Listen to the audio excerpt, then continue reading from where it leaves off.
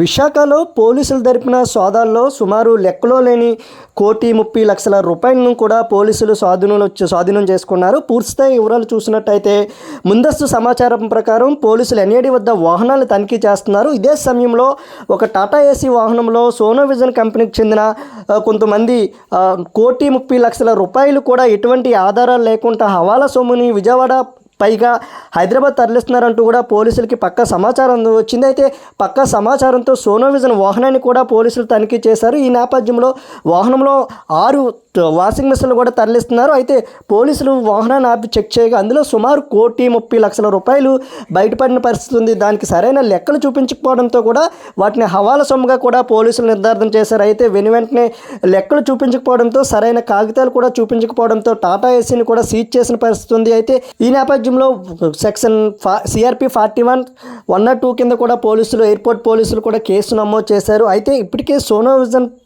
Shopping malls పైన కూడా అనేక ఆరోపణలు ఉన్నాయి. రాష్ట్ర వ్యాప్తంగా ఆంధ్రప్రదేశ్ రాష్ట్ర వ్యాప్తంగా 25 బ్రాంచెస్ ఉంటే ఒక ఉత్తరాంధ్ర పరిధిలోనే సోనోవిజన్కి 7 బ్రాంచ్లు ఉన్న పరిస్థితి ఉంది.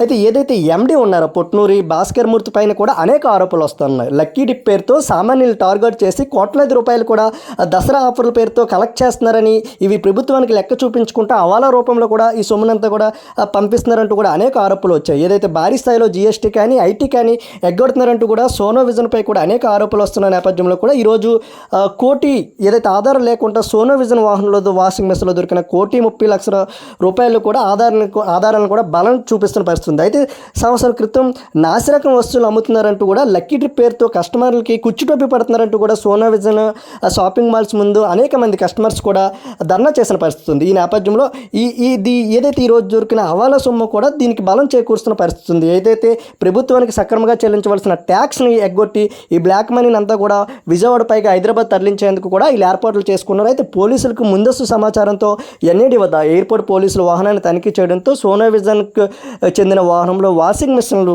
ఏదైతే ఉన్నాయో వాషింగ్ మెషిన్లు తరలిస్తున్న నెపంతో 1,30,00,000 రూపాయలు కూడా తరలిస్తూ కూడా సోనోవిజన్ ఉద్యోగస్తులు కూడా పట్టుబడ్డారు. వెంటనే పోలీసులు కూడా వారిని అదుపులోకి తీసుకున్న పరిస్థితి. అయితే ఈ విషయం తెలుసుకున్న వెంటనే సోనోవిజన్ MD కూడా రంగంలో దిగారు. ఏదైతే వైసీపీలో ఉన్న పెద్ద తలకాయలను పట్టుకొని ఏదో విధంగా కేసులోంచి బయటపడే విధంగా పోలీసులపై తీవ్రస్థాయిలో ఒత్తిడి తెస్తున్నట్టు కూడా విశ్వసనీయ సమాచారం కూడా అందుతూ ఉంది.